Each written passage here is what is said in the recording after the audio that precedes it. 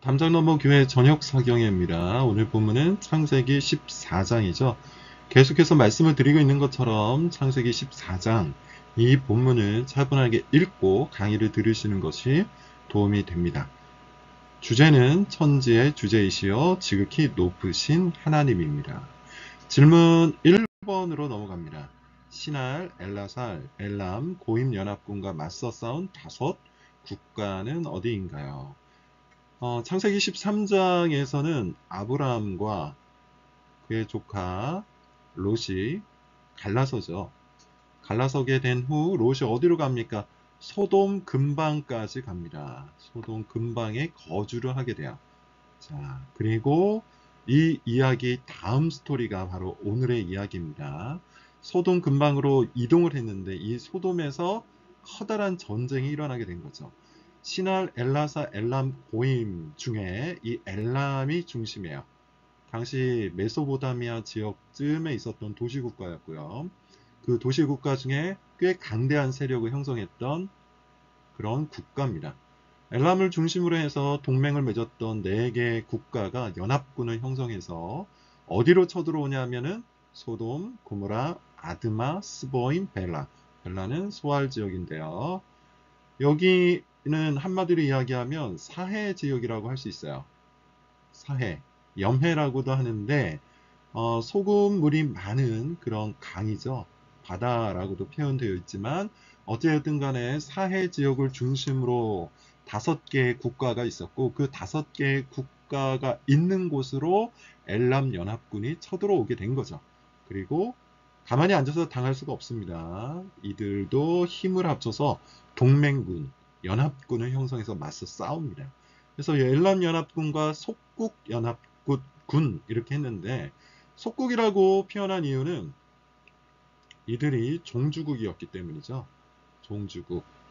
다시 말하면 이들이 더 강한 세력이었고 나머지 5개의 국가는 이 엘람 연합군 혹은 동맹군에게 조공을 바치는 그런 관계였어요. 근데 이유는 뭐 뒤에서 살펴보겠지만 이유는 정확히 알 수 없으나 어떻게 한 겁니까? 이들이 배신을 한 겁니다. 배신을 하고 이제 스스로 뭔가 독립을 꿈꿔왔던 겁니다. 이 전쟁의 의미는 이거예요. 누가 진짜 왕인가?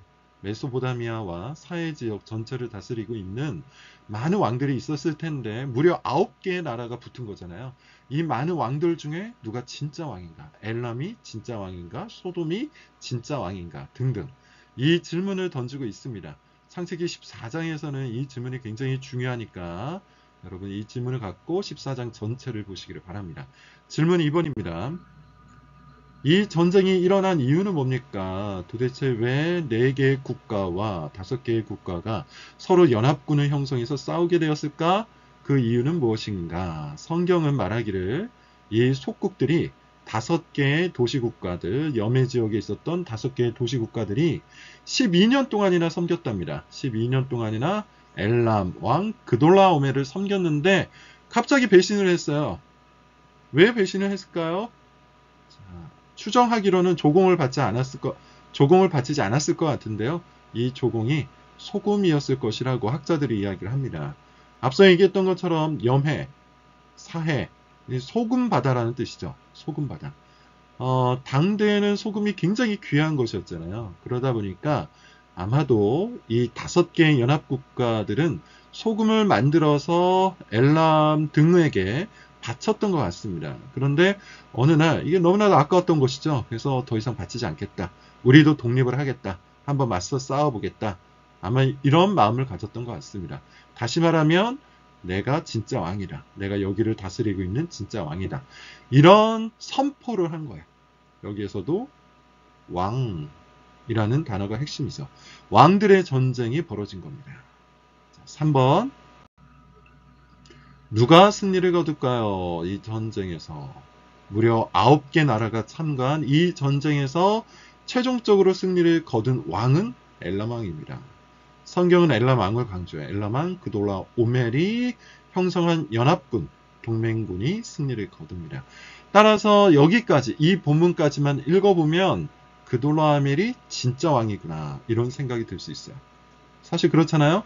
무려 9개의 국가가 붙었고요. 그 9개의 국가에서 엘람이라는 이 왕이 엘라만 그돌라 오멜이 최종적인 승리를 거두잖아요. 그런 의미에서 여기까지만 읽어보면 이 드라마의 최종적인 승리자, 진짜 왕은 엘라만 그돌라 오멜처럼 느껴집니다. 자, 그러나 진짜 왕은 그돌라 오멜이 아니죠. 4번. 그렇게 끝날 것 같은 전쟁에 변수가 생깁니다. 소돔에 거주하던 조카 롯이 사로잡혀가요. 소돔성에 거주하던 조카 롯이 이 엘람 연합군에 의해서 사로잡혀 가는 겁니다. 전리품으로 모든 재산도 다 빼앗겼어요. 이 소식을 듣고 아브라함이 가만히 있을 수가 없었습니다. 그래서 아브라함이 집에서 길고 훈련된 자들이 있었던 것 같아요. 이 표현을 놓고 볼 때 아브라함이 굉장한 부자였다는 것을 알 수 있죠. 도시국가에 맞먹는 그런 수준의 세력을 갖고 있었던 겁니다. 몇 명이죠? 318명이라고 해요. 그리고 단까지 쫓아갑니다. 당시 지도를 그냥 잠깐 대충 볼게요. 이렇게 하면 이 지역이 염해, 그리고 여기가 네게브 지역이고 아마 이쯤 어딘가에 있었을 겁니다. 그리고 여기를 중심으로 해서 소돔이 있었겠죠. 그리고 메소포타미아 지역은 이쪽에 있었으니까 여기에서부터 쳐들어온 거예요. 이렇게 쳐들어온 겁니다. 여기가 요단강이니까 여기를 건너서 왔을 수도 있고 뭐 넘어서 왔을 수 있겠죠. 그리고 단은 이쪽에 있어요. 여기가 단 정도가 됩니다.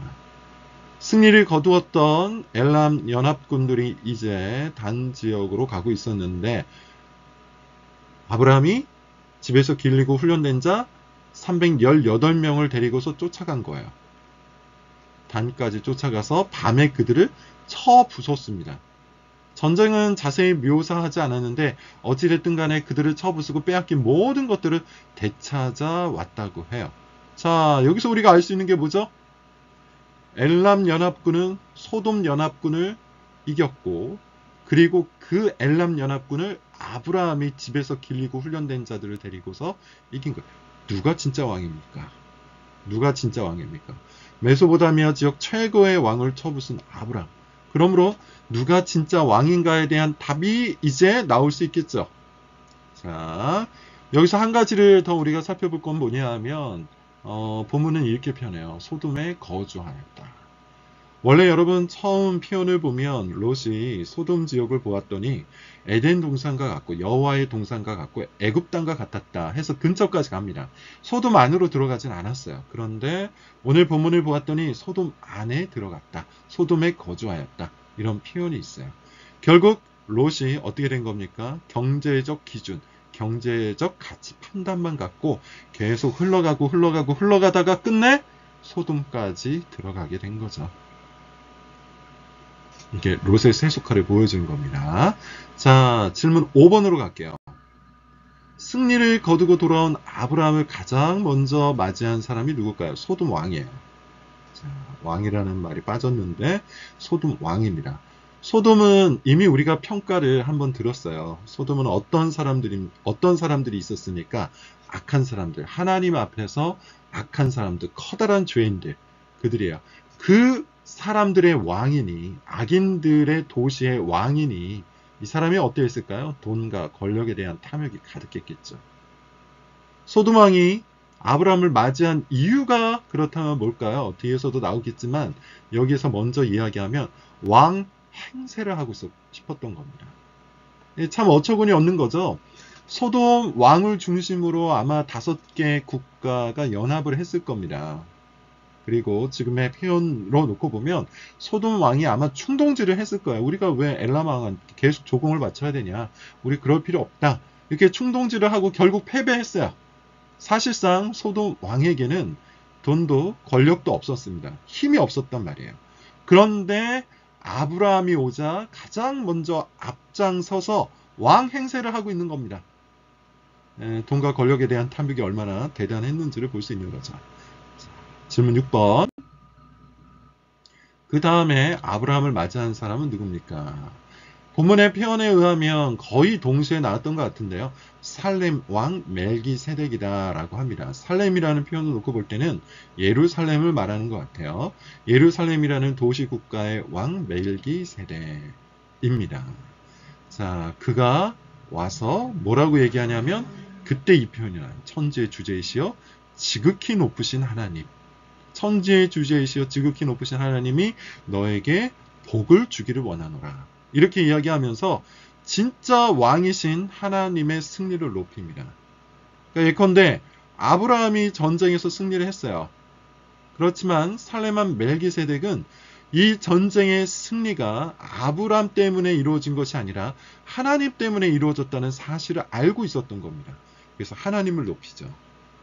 그래서 본문의 표현을 보면 이 살렘한 멜기세덱을 하나님의 제사장이라고 얘기하는데 제사장이라는 표현이 처음 등장해요. 그래서 히브리서 5장 10절 같은 경우는 멜기세덱의 반차, 그러니까 멜기세덱의 계열에 속해 있다라고 하면서 예수 그리스도를 하나님의 대제사장이라고 그렇게 얘기합니다.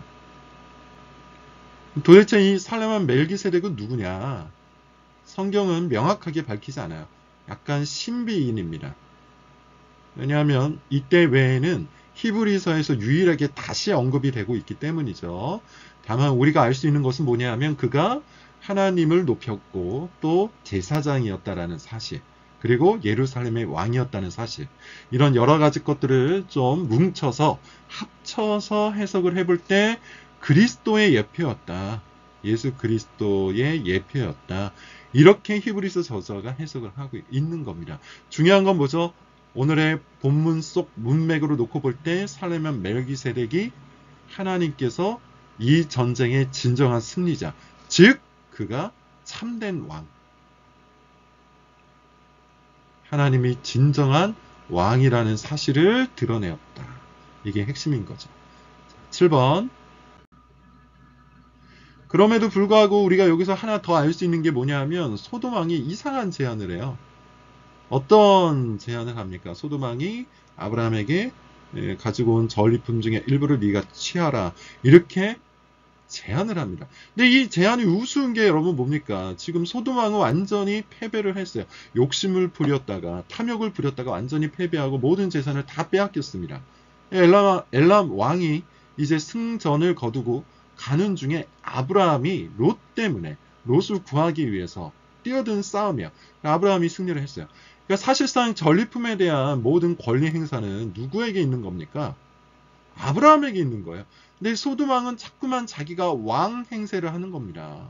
그래서 전리품 중에 일부를 취하라는 말은 나한테 그 권리가 있는데 내가 너한테 은혜를 베풀게 라고 얘기하는 거죠. 어처구니가 없는 이야기입니다. 계속해서 소돔 왕이 자기가 진짜 왕인 것처럼 굴고 있어요. 그래서 아브라함이 거부하는데요. 뭐라고 얘기하냐면 아브라함으로 치부하게 하였다 할까 하여.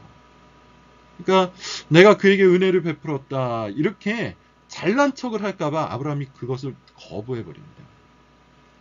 참 어리석은 이유죠. 소돔 왕은 전리품의 소유권이 자기에게 있다고 믿고 있었어요.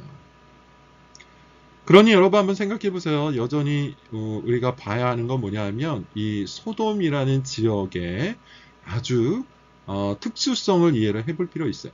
지금 왕이 이런 모습을 보인다는 것은 그 왕 밑에 있는 모든 백성들도 다 똑같다는 겁니다. 다 똑같다는 거예요. 탐욕적이었다는 겁니다. 돈과 권력과 명예를 사랑했던 사람들의 도시, 거기가 바로 소돔이었다는 것이죠. 아브라함은 그것을 알고 있었기 때문에 이 모든 제안을 거부하고 지금 이 승리의 진정한 주인공이 하나님이라는 사실을 알고 뭘 하죠? 11조를 드립니다. 11조를 드려요. 11조는 그런 의미에서 이 전쟁의 승리자가, 진정한 승리자가, 진짜 왕이 하나님이라는 신앙 고백인 거죠. 아브라함의 신앙 고백. 14장 전체의 주제, 누가 진짜 왕이냐, 이것을 갖고 해석을 하면 14장을 해석하는데 어려움이 없을 겁니다. 자, 14장을 요약을 좀 해보죠. 14장의 주제는 천지의 주제이시여 지극히 높으신 하나님입니다. 즉 누가 진짜 왕이냐 할 때 오직 하나님만이 진짜 왕이시다. 근동 지역에서 큰 전쟁이 일어나죠. 엘람 중심의 4개국 연합군. 그에 맞서는 5개국 연합군이 맞붙었어요. 이 전쟁은 5개국 연합군의 대참패로 끝이 납니다. 이 전쟁에 근데 누가 개입을 하죠? 아브라함이 개입을 해요. 조카 롯을 되찾기 위한 것이었는데 놀랍게도 아브라함이 최종 승리자가 됩니다. 이 승리는 아브라함이 이룬 것이 아니라 하나님이 이루신 것이죠. 아브라함은 그것을 깨닫고 살렘 왕에게는 11조를, 소돔 왕의 제안은 거절을 해버립니다. 그렇게 아브라함은 하나님만이 참된 왕이시라는 것을 이 왕들의 전쟁에서 고백을 했어요. 자, 14장을 갖고 여러분 이렇게 기도를 할 수 있기를 바라는데요. 내 인생에 함몰되지 않고 지극히 높으신 하나님을 바라보게 하시고, 우리는 종종 나의 인생에만 함몰되어서 나의 어떤 삶의 바운더리에만 놓여서 정말 천지의 주제이시여 지극히 높으신 하나님을 잊어버린 채 살 때가 너무나도 많죠. 그런데 우리는 14장의 말씀을 통해 하나님이야말로 왕들의 왕이 되신다. 참된 왕이 되신다는 것을 깨닫습니다. 그래서 우리는 오늘 내 삶에서 눈을 들어서 하늘을 보고 하늘의 왕이신 하나님 앞에 영광을 드릴 수 있어야 돼. 그리고 그가 지금 이끌어 가시는 내 인생에 대해서 진심 어린 감사를 드리며 기도를 할 수 있기를 바랍니다. 14장 이렇게 마치겠습니다.